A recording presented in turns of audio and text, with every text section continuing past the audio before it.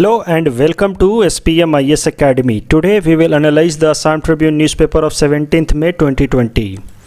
Please note you can download the PDF version of today's newspaper analysis by clicking the link given in the comment section. You can download the PDF version of April 2020 magazine from our website spmisacademy.com. You can also log on to our online portal online.spmisacademy.com to access some of our freely available video lectures, and we request you all to join our WhatsApp group through the link given in the description section for more updated study materials. This is the list of the topics that we will cover from today's newspaper, and the first article is taken from editorial segment. It is about the US ban on Chinese firm Huawei. So this topic is important from our syllabus paper 3 international relations, effect of policies and politics of developed countries on India's interest. सबसे पहले समझते हैं news article ये है क्या. So recently the US has announced an export control of semiconductors to the Chinese technology firm Huawei Technologies. तो सरल शब्दों में US के प्रेसिडेंट डोनाल्ड ट्रंप ने अनाउंस किया है कि Huawei टेक्नोलॉजी जो एक चाइनीज़ बेस्ड कंपनी है, डिजिटल कंपनी है, उसको कोई भी अमेरिकन कंपनी सेमीकंडक्टर सप्लाई नहीं करेगी. और ये जो कंपनी है हुआई, जो चाइना बेस्ड कंपनी है, ये दुनिया की सेकंड लार्जेस्ट स्मार्टफोन मैन्युफैक्चरर है आफ्टर सैमसंग. और Huawei technology of course require semiconductor for its manufacturing of smartphones and other technological devices. तो अगर सेमीकंडक्टर का सप्लाई इस कंपनी को कट ऑफ कर दिया जाएगा तो इस कंपनी के लिए बहुत प्रॉब्लमेटिक हो जाएगा to go on with its business, its production. जरा ब्रीफली समझते हैं आखिर कारण क्या बताया गया है बिहाइंड द बैन.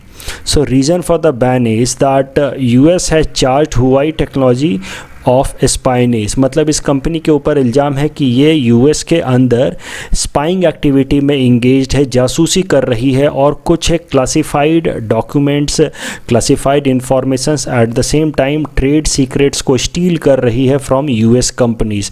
और इस कारण से US को ओवरऑल थ्रेट है और इस कारण से इस कंपनी के ऊपर बैन लगाया गया है. सो अब जरा समझते हैं that how much will this ban impact Huawei technology. आखिर इस बैन से हुआई टेक्नोलॉजी पर कितना असर पड़ेगा. आपके मन में एक नेचुरल सवाल उठना चाहिए कि ठीक है सर, अगर अमेरिकी कंपनी सप्लाई नहीं भी करेगी सेमीकंडक्टर टू हुआई, फिर भी ये कंपनी हुआई किसी दूसरे जो नॉन अमेरिकी कंपनीज है वहाँ से सेमीकंडक्टर खरीद लेगी, तो how will it impact much. But आपको और डिटेल में इस बैन को समझना होगा. आपको उसके पहले मैं बता दूं कि देखो, ऐसा नहीं है कि अमेरिका का मोनोपोली है इन सेमीकंडक्टर प्रोडक्शन. दुनिया की जो सबसे बड़ी सेमीकंडक्टर सप्लायर कंपनी है वो है सैमसंग, जो साउथ कोरिया बेस्ड है. उसके अलावा दूसरे नंबर पे ऑफ कोर्स इंटेल आता है जो US बेस्ड है, लेकिन तीसरे नंबर पे अगेन है ताइवान सेमीकंडक्टर, जो दुनिया की तीसरी सबसे बड़ी सेमीकंडक्टर सप्लायर कंपनी है. तो आपके मन में सवाल उठना चाहिए कि ठीक है सर, अगर हुआई को अमेरिकी कंपनियां सेमीकंडक्टर नहीं देंगी तो no problem, Huawei can manage with semiconductor of other non-American companies like Samsung और Taiwan Semiconductor. बट आपको इस बैन के कंडीशन को अगर आप डिटेल में समझेंगे तो आपको पता चलेगा कि it is almost now impossible for Huawei to buy semiconductor from any digital technological company of the world. क्योंकि इस बैन में ये कहा गया है that Huawei can not source semiconductor from those suppliers that buy any sort of technology और digital support from US company. सरल शब्दों में इसका मतलब ये है कि कोई भी डिजिटल कंपनी अगर US बेस्ड किसी भी कंपनी से कोई भी सॉफ्टवेयर या टेक्नोलॉजी लेती है तो वो भी कंपनी हुआई को सेमीकंडक्टर सप्लाई नहीं कर सकती, क्योंकि ऐसे हालात में हुआई को अगर उसने सेमीकंडक्टर सप्लाई किया तो उस पर्टिकुलर कंपनी को डिजिटल टेक्नोलॉजी कट ऑफ कर दिया जाएगा फ्रॉम US. इसको फिगर की मदद से समझते हैं. देखो, मान लो एक Samsung South Korean based company है और ये दुनिया में सबसे आगे है as far as semiconductor production is concern. तो आपके मन में नेचुरल सवाल उठना चाहिए कि ठीक है सर, चाइना बेस्ड कंपनी है हुआई, अगर ये यूएस की कंपनी से सेमीकंडक्टर नहीं खरीदता है, कोई बात नहीं, it can buy from Samsung, that is a south Korea based semiconductor. But the problem is that जो यूएस बेस्ड कंपनीज हैं जैसे गूगल है, माइक्रोसॉफ्ट है, वो इस सैमसंग को अपनी टेक्नोलॉजी सप्लाई करना, अपना सॉफ्टवेयर शेयर करना बंद कर देंगे अगर ये सैमसंग सेमीकंडक्टर बेचता है to Huawei that is based in China. तो ये एक प्रॉब्लम है। और दुनिया की जो सबसे बड़ी डिजिटल टेक्नोलॉजी सप्लायर्स कंपनी है अभी तक, वो तो यूएस बेस्ड ही हैं, चाहे गूगल हो, माइक्रोसॉफ्ट हो, एप्पल हो और क्वालकॉम हो, इंटेल हो। और ये कंपनियां लगभग दुनिया की बाकी जितनी भी डिजिटल कंपनी हैं वो इन कंपनियों का प्रोडक्ट इस्तेमाल करती हैं इन वन वे और अदर। और अगर इन कंपनियों ने अपना डिजिटल प्रोडक्ट शेयर करना बंद कर दिया तो दुनिया के बाकी किसी भी इस तरह के डिजिटल कंपनी के लिए अपने आप से स्टैंड अलोन तरीके से वर्क कर पाना इम्पॉसिबल हो जाएगा। एग्जाम्पल के लिए समझते हैं, देखो सैमसंग अभी दुनिया का सबसे बड़ा स्मार्टफोन सप्लायर है, लेकिन सैमसंग भी इस्तेमाल करता है जो टेक्नोलॉजी वो है एंड्रॉयड, और वो एंड्रॉयड जो टेक्नोलॉजी है that is built by Google. तो इस प्रेजेंट बैन के हिसाब से if Samsung decides to supply semiconductor to Huawei, then Google will stop supplying the Android software और stop sharing the Android software with Samsung, and in that case it will be problem for Samsung also. So indirectly अभी का जो ban है that is very strict and it will make the function of Huawei almost impossible. ना वो semiconductor US की कोई company supply करेगी, ना ही कोई और दुनिया भर की डिजिटल कंपनी उसको सेमीकंडक्टर सप्लाई करेगी, और बिना सेमीकंडक्टर के हुआई के लिए काम कर पाना ऑलमोस्ट इम्पॉसिबल हो जाएगा।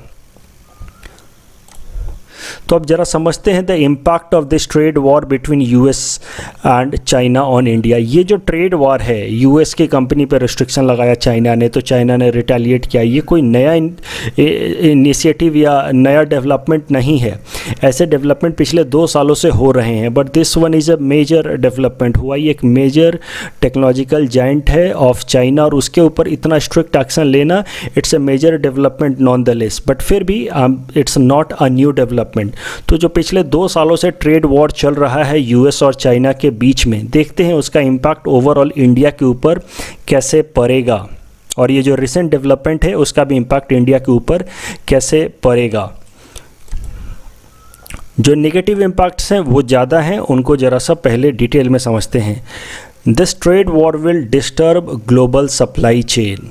अगर प्रेजेंट केस को ले लिया जाए तो Huawei is large technology supplier to many technological company of India as well like TCS, Infosys, etc.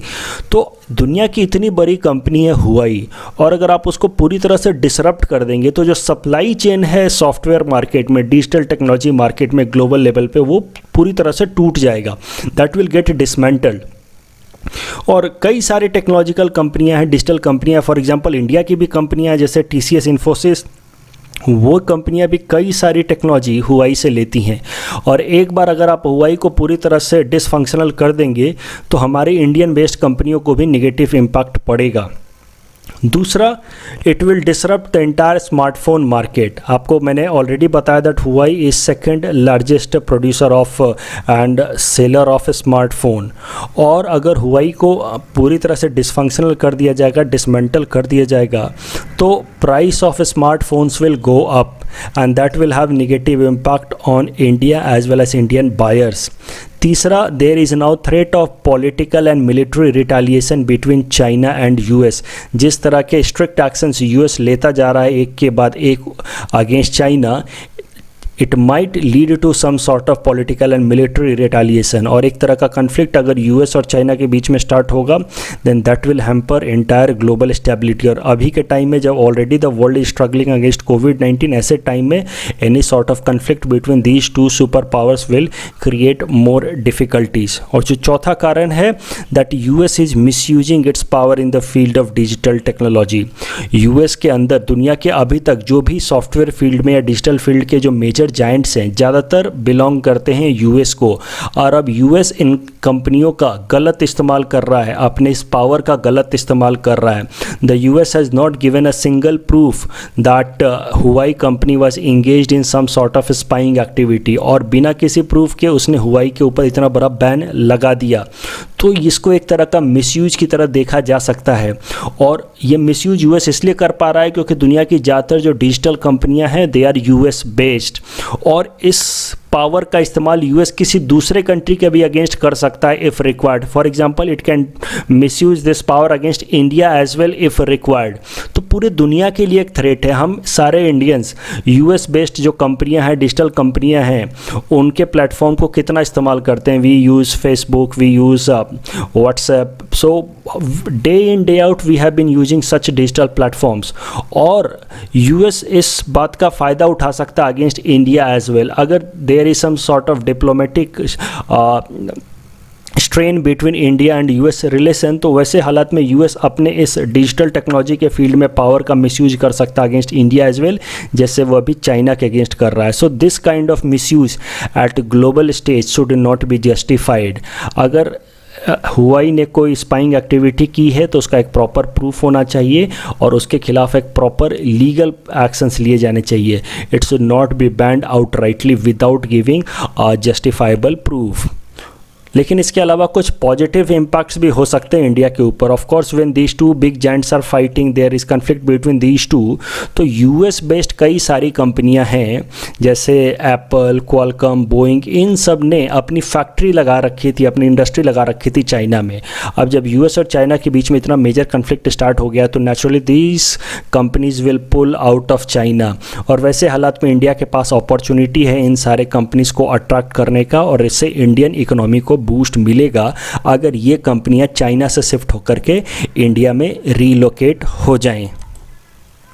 The next article is taken from international segment. It is about India-Bangladesh Protocol Route, IBP route. This topic is important from our syllabus paper 3 international relations point of view, especially the subtopic India and its neighborhood relations. So सबसे पहले background समझते हैं। सो देखो, there is a protocol और an agreement between India and Bangladesh. एक तरह का agreement है, एक तरह का ट्रीटी हमने साइन कर रखा है between India and Bangladesh. And according to this agreement vessels of either country can travel through specified river routes in other country. मतलब हमारे यहाँ के ship vessels, commercial ship vessels Bangladesh के अंदर जा सकते हैं through some river routes. At the same time Bangladesh के कुछ ship vessels for the commercial purpose river routes की मदद से इंडिया के अंदर आ सकते हैं।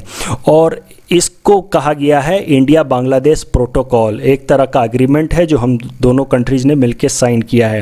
And 4 specific routes have been identified under this protocol. 4 इस तरह के रूट्स को आइडेंटिफाई किए गए हैं जिनकी मदद से इंडियन वेसल्स बांग्लादेश के अंदर जा सकती हैं और बांग्लादेशी वेसल्स इंडिया के अंदर आ सकती हैं। वो 4 रूट्स को जरा एक बार देखते हैं। One is from Kolkata, Haldia to Dhubri and Pandu, then Silghat, और इसका ओवरऑल लेंथ है 1720 किलोमीटर। यहाँ से आप देख सकते हैं कोलकाता से स्टार्ट होगा, कोलकाता हल्दिया जाते हुए फिर ये रूट लेकर के सीधा ये धुबरी पांडू के रास्ते सीलाघाट तक, ये पहला डेजिग्नेटेड रूट है under India Bangladesh protocol root. यानी कि इस रूट का इस्तेमाल बांग्लादेश के शिप्स भी कर सकते हैं और इंडिया के शिप्स भी कर सकते हैं। और दूसरा है कोलकाता हल्दिया एंड करीमगंज रूट। तो फिर से यहाँ से कोलकाता हल्दिया से आते हुए इस रूट को लेते हुए नारायणगंज, आसूगंज, जाकिरगंज होते हुए करीमगंज तक ट्रैवल किया जा सकता है। ये दूसरा डेजिग्नेटेड प्रोटोकॉल रूट है और इसकी लेंथ है लगभग 1318 किलोमीटर। जो सबसे लंबा वाला रूट है ये पहला वाला है, of course, right from Kolkata to Silghat, तो ये जरूर याद रखना। तीसरा सबसे छोटा है राजशाही टू गोदावरी टू धुलियान। इसका लेंथ बस 78 किलोमीटर है। इसको इस मैप में रिप्रेजेंट भी नहीं किया जा सका है because of its short length. और चौथा डेजिग्नेटेड रूट है वो है Karimganj to Jakiganj to Dhubri Pandu and Silghat, यानी कि यहाँ से इस करीमगंज से इस रूट को लेते हुए टिल सीलाघाट, और इसकी लेंथ है लगभग 1416 किलोमीटर। तो ये 4 डेजिग्नेटेड रूट अलाउ किए गए हैं between India Bangladesh protocol root agreement, जिसके हिसाब से इंडिया और बांग्लादेश की वेसल्स इन रिवर रूट्स का इस्तेमाल कर सकती हैं for the purpose of transportation of commercial goods. उसके अलावा 5 port of call have been identified in each country as well.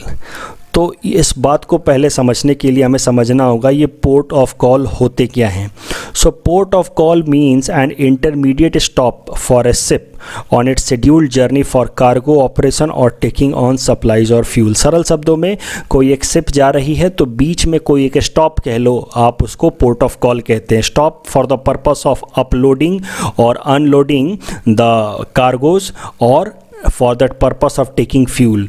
तो एक मान लो शिप जा रही है कोलकाता से सीलाघाट तक, तो बीच में Mongla can be A port of call. इसका मतलब ये है कि ये शिप जो कोलकाता से सीलाघाट जा रही है वो मोंगला में रुक सकती है और कुछ सामान अपलोड कर सकती है या अनलोड भी कर सकती है, या फिर इस मोंगला पोर्ट पे वो फ्यूल सप्लाई भी ले सकती है। That is the meaning of port of call. So इस केस में अगर कोई शिप कोलकाता से सीलाघाट जा रही है और मोंगला में रुक करके फ्यूल सप्लाई ले रही है, then Mongla will be port of call.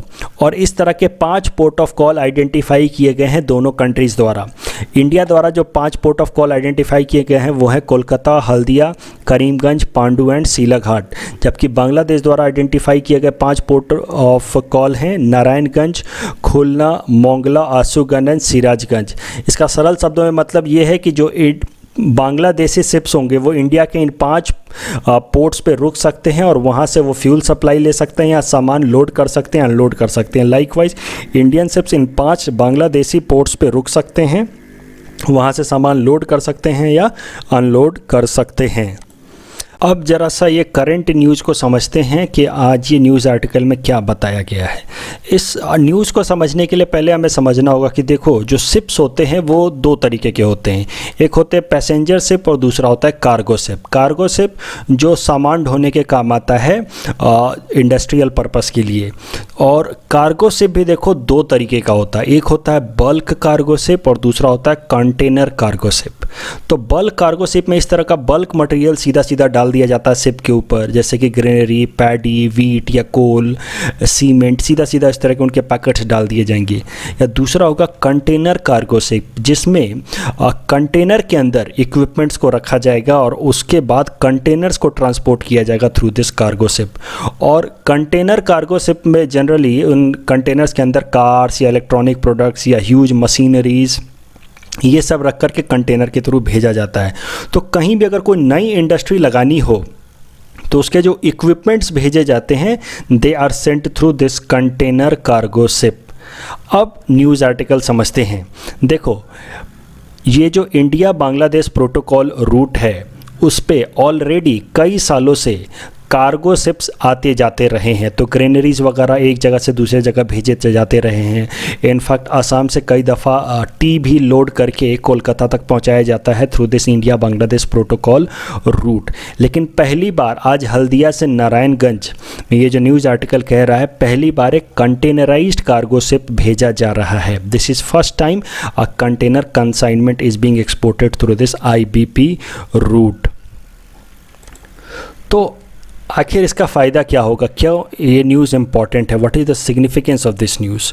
So इस बात को समझने के लिए हमें समझना होगा कि देखो नॉर्थ ईस्ट के जो भी स्टेट्स हैं all of them are connected with rest of India through a narrow corridor known as Siliguri corridor। और ये सिलीगुड़ी कॉरिडोर जो है वो काफ़ी टॉर्चुअस है, काफ़ी ऊपर नीचे आरे टेरे यहाँ पे रोडवेज हैं, क्योंकि यहाँ पे रोड बना पाना काफ़ी वाइड रोड बना पाना थोड़ा डिफ़िकल्ट है। और इस कारण से जो हेवी इक्विपमेंट्स होते हैं for the purpose of setting up industries उसको इस सिलीगुड़ी कॉरिडोर से भेजना मुश्किल है।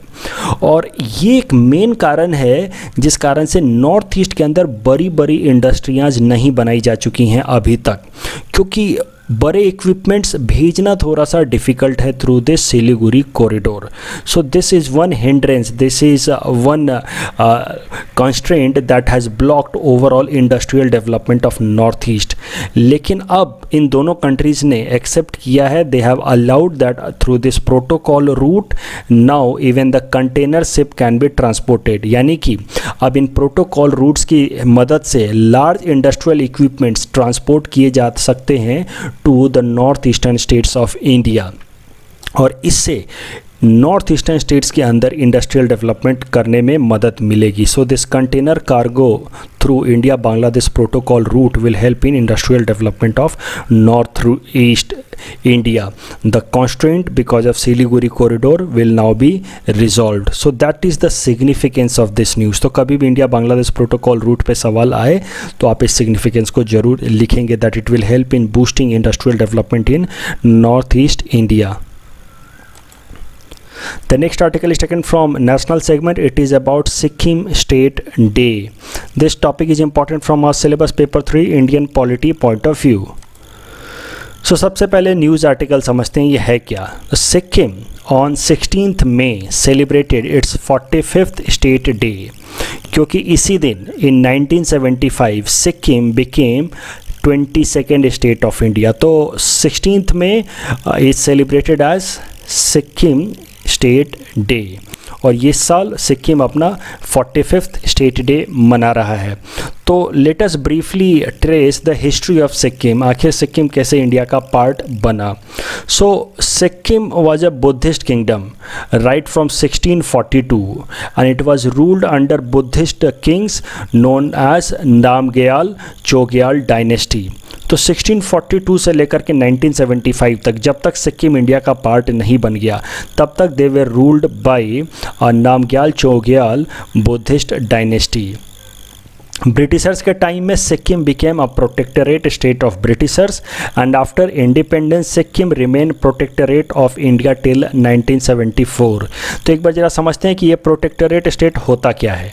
प्रोटेक्टरेट स्टेट वो होता है जो नॉर्मल तरीके से इंडिपेंडेंट है, लेकिन उसकी जो फॉरेन पॉलिसी है और उसकी नेशनल डिफेंस है that is controlled by some other country, that is known as protectorate. तो जब हम कहते हैं कि Sikkim was protectorate of British, इसका मतलब ये है कि सिक्किम वाज ओवरऑल इंडिपेंडेंट, लेकिन इसकी जो फॉरेन पॉलिसी मेकिंग है वो ब्रिटिशर्स संभालते थे. उसके अलावा जो इसका ओवरऑल नेशनल डिफेंस है, इसकी बाउंड्री को डिफेंस करने का जहाँ तक सवाल है, that was to be taken care by Britishers. और after independence in 1947, in December 1950, India Sikkim peace treaty was signed between India and the state of Sikkim at that time. और उस ट्रीटी के हिसाब से, इंडिया सिक्किम पीस ट्रीटी के हिसाब से, Sikkim became protectorate of India. यानी कि 1950 ऑनवर्ड्स सिक्किम की फॉरेन पॉलिसी इंडिया डिसाइड करता था और सिक्किम का ओवरऑल डिफेंस भी इंडिया टेक केयर करता था. लेकिन 1973 में सिक्किम के लोगों ने वहाँ के किंग चोग्याल के अगेंस्ट प्रोटेस्ट करना शुरू कर दिया. चोग्याल डायनेस्टी के किंग थे, उनके अगेंस्ट प्रोटेस्ट करना शुरू कर दिया. People started to demand merger with India. They wanted democracy, they wanted to end monarchy in Sikkim. उनको भी इंडिया के बाकी स्टेट्स की तरह डेमोक्रेसी चाहिए थी. और लोगों के इंटेंस प्रेशर के कारण, because of this popular protest, Sikkim के किंग चोग्याल को फाइनली एक तरह की एग्रीमेंट साइन करनी पड़ी भारत सरकार के साथ, जिसके हिसाब से Sikkim became a state of India. लेकिन चोग्याल ने रिक्वेस्ट किया, किंग ने रिक्वेस्ट किया कि सिक्किम भले इंडिया का स्टेट बन जाए, लेकिन उसको इंडिया के एक नॉर्मल स्टेट की तरह ना रखा जाए. सिक्किम को एक स्पेशल स्टेटस दिया जाए, और उस स्पेशल स्टेटस के हिसाब से जो किंग हैं सिक्किम के, उनके कुछ एक प्रिविलेजेस, कुछ एक पावर बचे रहने चाहिए. तो ये कंडीशंस को भारत सरकार ने मान लिए. जब पहली बार सिक्किम इंडिया का पार्ट बना 1974, उसके लिए 35th अमेंडमेंट किया गया हमारे कॉन्स्टिट्यूशन में, और सिक्किम को एक नॉर्मल स्टेट का स्टेटस नहीं दिया गया. सिक्किम को हमने एक स्पेशल स्टेट बनाया जिसको हम बोलते हैं associate state according to 35th amendment to the constitution, जिसके हिसाब से सिक्किम के कुछ स्पेशल पावर्स थे, प्रिविलेजेस थे. उसके अलावा जो सिक्किम के उस टाइम तक के जो चौकियाल किंग थे उनके भी कुछ स्पेशल प्रिविलेजेस रिटेन किए गए even after merger with India. लेकिन जो वहाँ के लोग थे जो प्रोटेस्ट कर रहे थे of merger with India, who wanted to have complete democracy, वो इस 35th अमेंडमेंट के बाद भी खुश नहीं हुए। They wanted to have complete merger with India, they did not wanted to have any sort of privilege for the king. वो चाहते थे कि सिक्किम एक नॉर्मल इंडियन स्टेट की तरह बन जाए, पूरी तरह से एक इंडिया का हिस्सा बन जाए।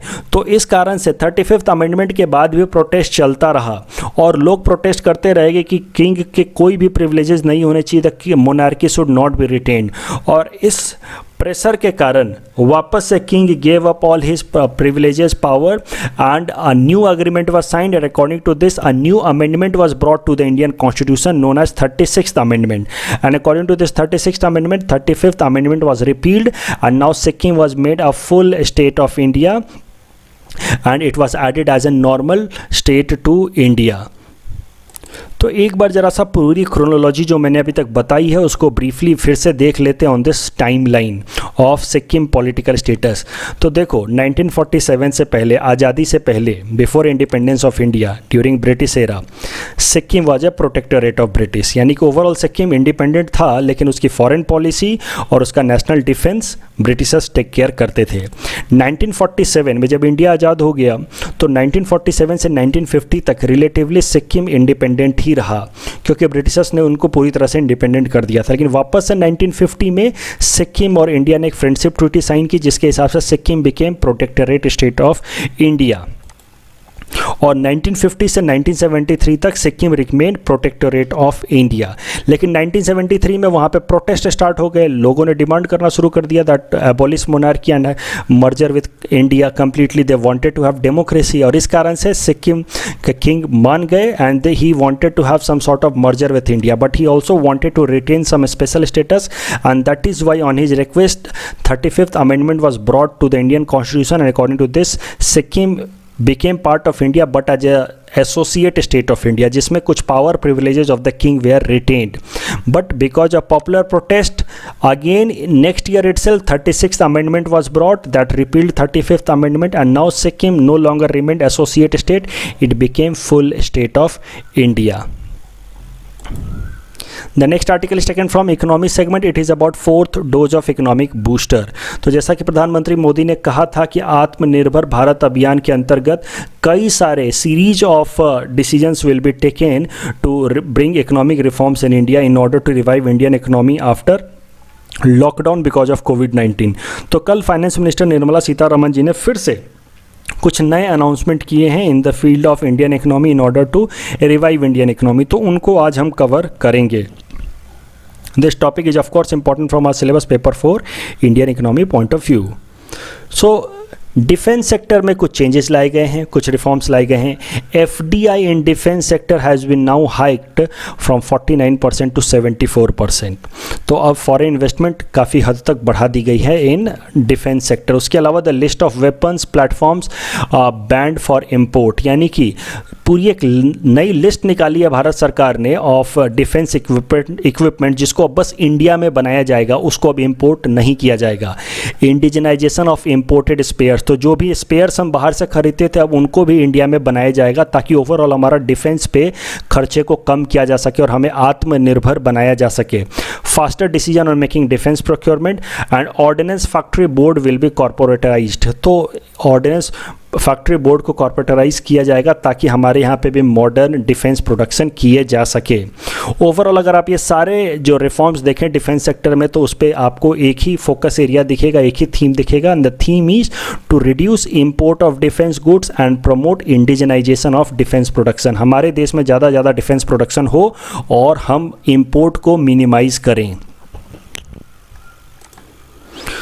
Second reform was brought in the field of civil aviation. So restriction on utilization of airspace to be eased for increasing efficiency of passenger aircraft. तो कई सारे एयर स्पेस अभी तक भारत सरकार ने रिस्ट्रिक्ट कर रखे थे जिसको अलाउ नहीं किया गया था फॉर पैसेंजर एयरक्राफ्ट, लेकिन अब उन सबको भी अलाउ किया जाएगा पैसेंजर एयरक्राफ्ट के लिए ताकि ज़्यादा फ्लाइट्स चल सकें और ये जो सिविल एविएशन सेक्टर है जो अभी लॉस में चल रहा है वो अपने लॉस को मेकअप कर पाए। उसके अलावा 6 मोर एयरपोर्ट्स विल बी प्राइवेटाइज्ड, इससे बेहतर सर्विसेज मिलेंगी पैसेंजर्स को और साथ ही साथ भारत सरकार को भी कुछ रेवेन्यू जनरेशन में मदद मिलेगी। तीसरा, India will become a global hub of air maintenance, repair and overhaul. तो maintenance, repair and overhaul MRO एक तरह की फैसिलिटी है। देखो, जो भी हमारे पैसेंजर फ्लाइट्स चलते हैं या कार्गो फ्लाइट्स भी चलते हैं, इनको हर 2 महीने के बाद proper maintenance, repair and overhaul के लिए जाना होता है और उसमें ह्यूज एक्सपेंडिचर, ह्यूज कॉस्ट लगता है एयर सिविल एविएशन कंपनीज़ को। और ये जो MRO सर्विस प्रोवाइड करने वाली जो एजेंसीज हैं, दे आर मोस्टली अब्रॉड, वो इंडिया के अंदर ये सर्विसेज नहीं मिलती हैं। UAE is a leader in the field of MRO। तो अब भारत सरकार ने फैसला लिया है कि MRO सर्विसेज को इंडिया में भी बिल्ड किया जाएगा और इंडिया को इस फील्ड में ग्लोबल लीडर बनाना है। हमें बस इंडियन एयरक्राफ्ट्स को ही नहीं, बाकी दुनिया भर की एयरक्राफ्ट्स को इंडिया के अंदर maintenance, repair and overhaul services provide करनी है। उसके अलावा कोल एंड मिनरल फील्ड में भी चेंजेस लाए गए हैं, रिफॉर्म्स लाए गए हैं। So commercial mining in coal sector has been introduced. अब ये नाम सुन के आपको लगेगा कि क्या अभी तक कोल सेक्टर में कॉमर्शियल माइनिंग नहीं होती थी? तो कॉमर्शियल माइनिंग यहाँ पे नाम थोड़ा सा मिसलीडिंग है। देखो, कॉमर्शियल माइनिंग का यहाँ पे मतलब ये है कि now the coal mining company will be allowed to sell its coal freely in the market. अभी तक कैसा होता है कि मान लो कोई कोल माइनिंग कंपनी है, उसको पहले भारत सरकार से परमिशन लेना होता है कि वो इतना कोल माइन करने जा रहा है और पहले ही उसको एक एग्रीमेंट साइन करना होता है कि वो कोल माइन करने के बाद, एक्सट्रैक्ट करने के बाद किस प्राइस में बेचेगा। तो अब इस कंडीशन को हटाया जा रहा है कोल माइनिंग सेक्टर से। सो अब क्या होगा कि एक कोल माइनिंग कंपनी है, वो कोल माइन करेगी और it is not bound to sell its product to a predetermined buyer at a predetermined rate. It is now free to sell its product that is coal in open market and take as much price as possible according to the demand of the market. सरल शब्दों में demand और supply यानी कि market mechanism को allow किया जा रहा है इन द कोल सेक्टर। एक माइनर कोल निकालेगा, एक्सट्रैक्ट करेगा और उसको मार्केट में उसके डिमांड के हिसाब से, प्राइस के हिसाब से बेचेगा। इसको कहा जा रहा है कोल commercial mining, and in this way commercial mining in coal sector is being introduced. Entry norms have been liberalized, मतलब ज़्यादा अब कोल एक्सट्रैक्शन कंपनीज को अलाउ किया जाएगा to get engage in to coal extraction and ₹50,000 crore earmark for infrastructure development in the coal sector. Power sector के अंदर reform in tariff policy, privatisation of discoms in union territories.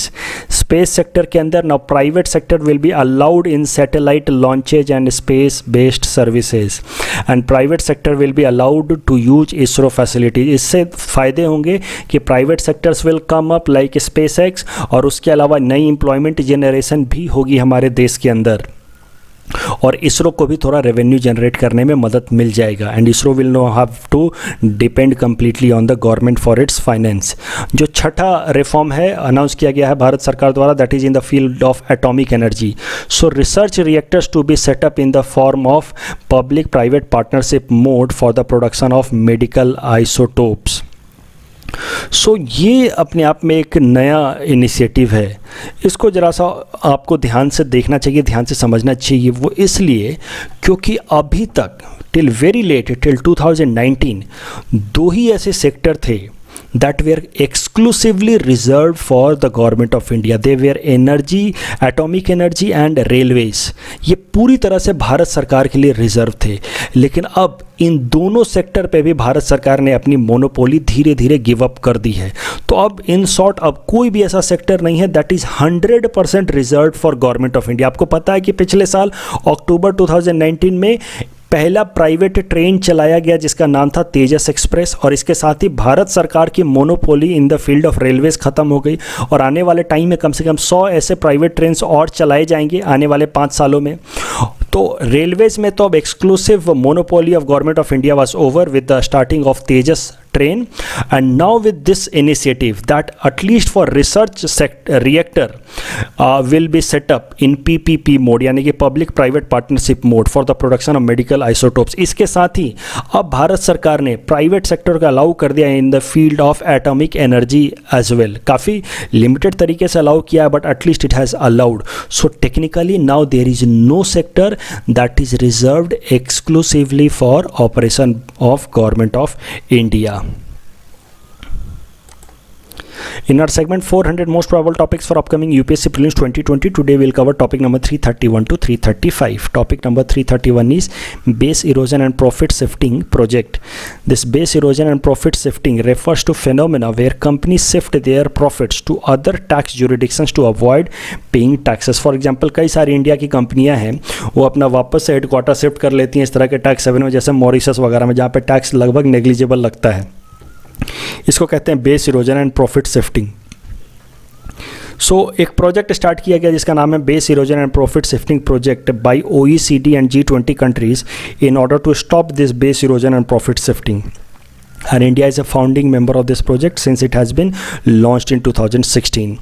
So please attempt this question that is based on this topic. Topic number 332 is Pigovian tax. Pigovian tax is a tax assessed against private individuals or businesses for engaging in activities that create adverse side effects for society. This include environmental pollution, strain on public health care from sale of tobacco products, or any other side effects that have external and negative impact. The Pigovian tax is meant to discourage activities that create adverse side effect for society. Please attempt this question that is based on this topic. Topic number 333 is about Subhash Chandra Garg Committee. So Interministerial Committee on Virtual Currency was headed by Finance Secretary Subhash Chandra Garg, and the key recommendation of this committee was to ban all form of private cryptocurrencies, look into introduction of an official digital currency in the country, and data localization requirement proposed in draft data protection bill needs to be applied carefully. Please attempt this question that is based on this topic. Topic number 334 is about Fakim Wildlife Sanctuary. Fakim Wildlife Sanctuary is situated close to India-Myanmar border in Nagaland. Hornbill, the most popular bird in Nagaland, also abundantly found in Fakim Wildlife Sanctuary. Please attempt this question that is based on this topic. Bivako Millennium Framework is topic number 335, and the Bivako Millennium Framework for Action Towards Inclusive, Barrier-Free and Right-Based Society of Persons with Disability in Asia and Pacific region. It provides policy guidelines for the Asia and Pacific region to provide safeguards to disabled people. Please attempt this question that is based on this topic. This is the answer of question number 326 to 330 that we had given in yesterday's newspaper analysis. Today's question number 331 to 335 can be attempted by you students community, and you can share the answer in the comment section. We will be sharing answer of these questions in tomorrow's newspaper analysis.